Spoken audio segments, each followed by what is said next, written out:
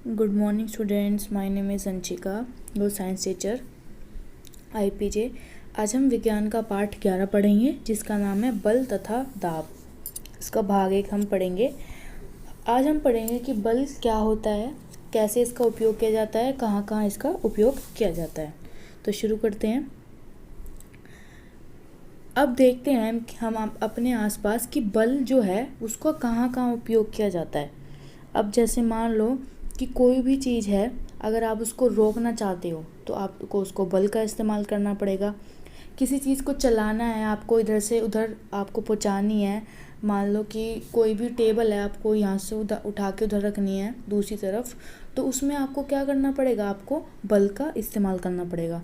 तो आसपास की हम जो भी चीज़ देखते हैं हमें हर रोज़ कहीं ना कहीं बल का इस्तेमाल करना पड़ता ही है। आप गिलास को उठा रहे हो, वो भी एक बल का इस्तेमाल करना होता है। अगर बल इस्तेमाल नहीं करोगे तो आप गिलास को उठा ही नहीं पाओगे। तो क्या होता है और ये कैसे इसका इस्तेमाल होता है, अब हम पढ़ेंगे। बल क्या होता है, मतलब फोर्स, इंग्लिश में इसको फोर्स बोलते हैं। बल वह भारी कारक है जो किसी वस्तु की प्रारंभिक अवस्था यानी विराम की अवस्था या एक सरल रेखा में एक समान गति की अवस्था को परिवर्तित कर देता है या परिवर्तित करने का प्रयास करता है। ठीक है, इसका क्या मतलब है, बल क्या चीज़ है, बल क्या है। बल एक ऐसा कारक है, भारी कारक है, जिसको अगर हम किसी चीज़ पे लगाएंगे तो वो विराम अवस्था से या तो वो चलने लग जाएगा, ठीक है, या फिर हम क्या कर सकते हैं, बल लगा के उसको हम रोक भी सकते हैं उस चीज़ को। अब मान लो अगर आपने कोई गेंद फेंकी, उसके अंदर बल लगाया तो वो विराम अवस्था से चलने की अवस्था में परिवर्तित होगी। लेकिन अगर कोई आपके पास जो क्रिकेटर होते हैं जो बॉल रोकते हैं, अगर वो कोई बॉल रोक रहा है तो उसको उसके लिए भी क्या लगेगा, बल लगेगा। तो उसने जो अवस्था है उसकी चलने की अवस्था से उसको विराम अवस्था में परिवर्तित कर दिया। तो ये होता है बल। हम इसको लगा के हम परिवर्तन कर सकते हैं किसी चीज़ में। अगर आप एक चीज़ को दूसरी जगह पे ले जाएंगे तो इसमें बल लगेगा। लेकिन अगर आपने दीवार पे बल लगाया तो वो हिलेगी नहीं। बल लगाया लेकिन वो परिवर्तन नहीं होगा उसके अंदर, तो वो भी एक बल ही है। या तो वो परिवर्तित हो जाता है या वो परिवर्तित नहीं होता। ये होता है बल। इसका SI मात्रक जो है वो है न्यूटन। किससे हम इसको दिखाते हैं, दर्शाते हैं, न्यूटन, N से। इसका SI मात्रक है न्यूटन। अब नेक्स्ट टॉपिक है हमारा बल अपकर्षण या अभिकर्षण। ठीक है, नेक्स्ट टॉपिक क्या है, बल अपकर्षण या अभिकर्षण। क्या होता है ये, उठना, बोलना, बंद करना, ठोकर मारना, हिट करना, प्रहार करना, धक्का देना, खींचना आदि ऐसी क्रियाएं हैं जो प्रायः कुछ कार्यों का वर्णन करने के लिए प्रयोग की जाती है। इनमें से प्रत्येक कार्य वस्तु की गति में किसी प्रकार का परिवर्तन लाने का प्रयास करता है। ठीक है, अगर अब क्या, उठना, आप उठने का मतलब क्या है, अगर आप बैठे हैं तो आप खड़े हो रहे हैं तो परिवर्तन आ गया ना। ठीक है, आपकी जो स्थिति थी उसके, आप बैठे थे पहले फिर उठ गए, परिवर्तन आ गया। खोलना, कोई चीज़ बंद थी उसको आपने खोल दिया बल लगा के, उसके अंदर भी परिवर्तन आ गया। बंद करना, कोई चीज़ बंद थी, कोई चीज़ खुली हुई थी उसको बंद कर दिया आपने, उसके अंदर परिवर्तन आ गया। ठोकर मारना, कोई चीज़, ठोकर मारने का मतलब है कोई चीज़ वहीं पड़ी हुई थी उसको आपने ठोकर मार के उसको चलाने वाली अवस्था में कर दिया। हिट करना, किसी को हिट किया तो वो बहुत ऊपर तक चला गया, वो किसकी वजह से है, सब बल की वजह से है। प्रहार करना, धक्का देना, खींचना, किसी चीज़ को आप खींचते हैं। तो ये सब क्रियाएं जो होती है आपकी, या तो आप किसी चीज़ को आप चला रहे होते हो या किसी चीज़ को आप रोक रहे होते हो। तो इसमें क्या होती है, जो वस्तु है उसकी स्थिति परिवर्तित होती है। अब है हमारा बल अन्योन्य क्रियाएं के कारण लगते हैं। अब पढ़ेंगे कि हम अन्योन्य क्रिया क्या होती है। शुरू करते हैं। मान लीजिए कोई आदमी स्थिर कार के पीछे खड़ा है, क्या उसकी जो उपस्थिति के कारण कार गति में आ जाएगी। मान लीजिए अब आदमी कार को धक्का लगाना शुरू करता है, अर्थात वह इस कार पर बल लगाता है। कार लगाए गए बल की दिशा में गति का प्रारंभ कर सकती है। ध्यान दीजिए कि कार की गति देने के लिए आदमी को इसे धक्का लगाते रहना चाहिए। वो अब चलने की अवस्था में नहीं है, वो स्टार्ट नहीं हुई है, तो वो थोड़ी सी देर ही आगे तक चलेगी, लेकिन चलेगी। जब बल लगाया गया है तो उसकी अवस्था में परिवर्तन होगा। अब है हमारा, जैसे आप इसके अंदर देख रहे हैं कि आदमी गाड़ी के पीछे खड़ा है और ये इसको धक्का लगाया तो वो चलेगी। अब है हमारा, इसके अंदर क्या हो रहा है, 3 स्थितियों दर्शाता है जिनके संभवतः आप परिचित होंगे।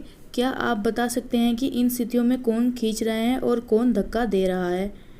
अब जैसे मान लो ये जो चित्र है, इसके अंदर आप देख रहे हैं कि दोनों ही आपस में एक दूसरे को खींच रहे हैं, कोई किसी को धक्का नहीं दे रहा है। पता नहीं चलेगा हमें कि कोई धक्का दे रहा है, क्योंकि दोनों का जो बल है वो एक बराबर लग रहा है। ठीक है, अगर बल एक तरफ से ज़्यादा और एक तरफ से कम लगता तो क्या होता, वो उधर गिर जाती या फिर दूसरी तरफ गिर जाती, ऐसा होता। अब धक्का देती हुई प्रतीत होती है, जबकि चित्र में लड़कियां का युग्म एक दूसरे को खींचने का प्रयत्न करते हैं। इस पर, ठीक है, जो ये वाला चित्र है आपका, इसके अंदर क्या हो रहा है, एक दूसरे को धक्का देने का प्रतीत हो रहा है, और इसके अंदर जो हो आपका हो रहा है, ये हो रहा है एक दूसरे को खींचने का।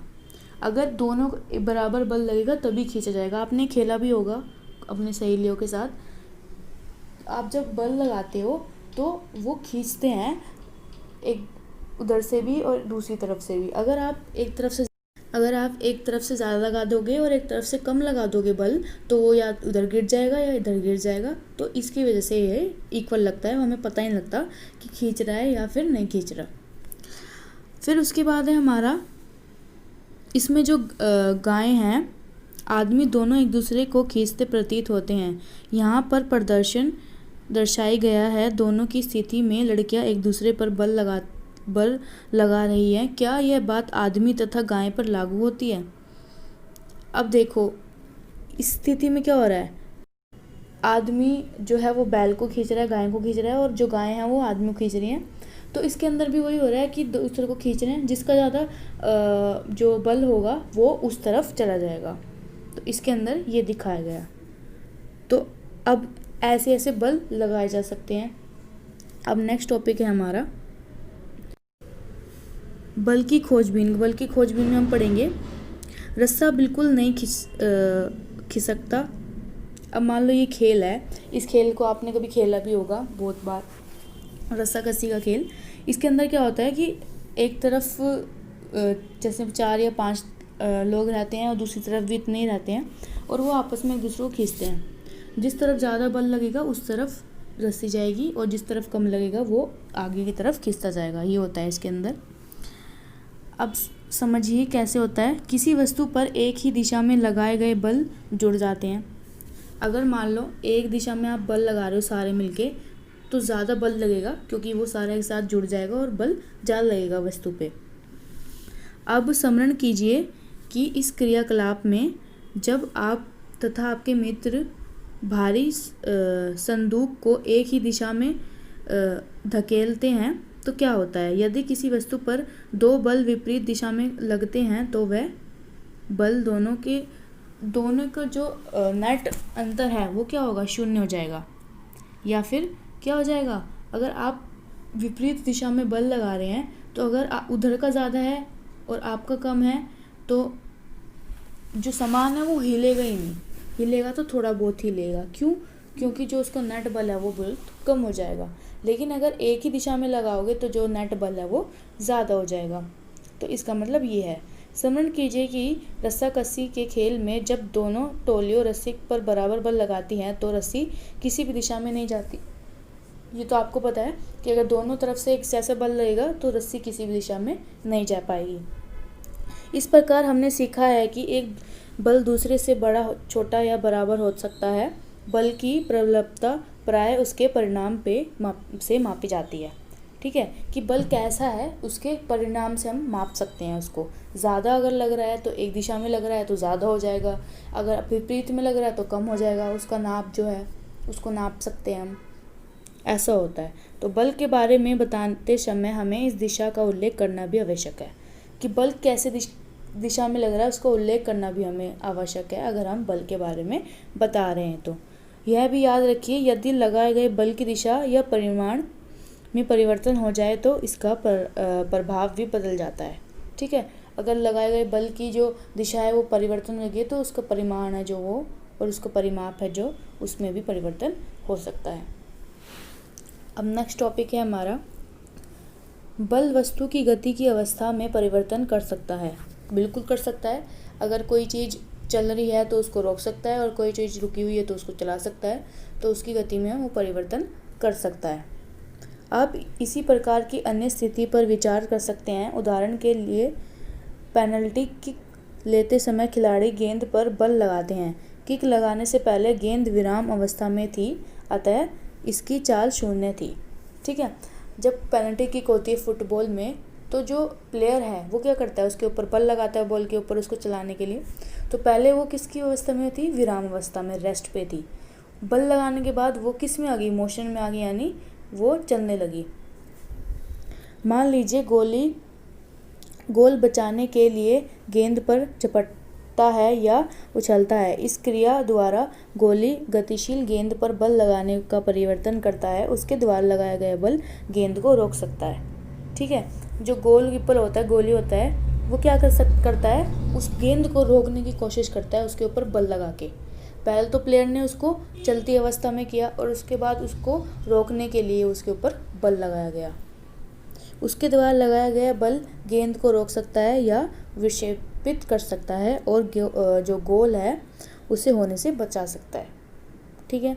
यदि गोली गेंद को रोकने को में सफल हो जाता है तो उसकी चाल शून्य हो जाती है। जो गेंद की जो चाल है वो क्या हो जाएगी, शून्य हो जाएगी। लेकिन अगर वो नहीं रोक पाया तो वो शून्य बाद में होगी, पहले नहीं होगी। ये प्रशेषण सुझाते हैं कि किसी वस्तु पर लगाए गए बल द्वारा चाल बदल जाती है। इसका मतलब ये है कि अगर हम किसी वस्तु पे बल लगाते हैं तो उसकी चाल बदल जाती है, और अगर हम उसी वस्तु पे अगर हम बल लगा के उसको हम रोक सकते हैं या फिर हम उसको चला सकते हैं। इसका मतलब ये है। ठीक है।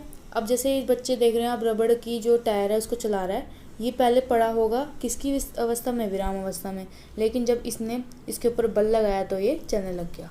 तो इसका मतलब ये है। तो ये आखिरी टॉपिक था, ये बहुत ही आसान है आज का।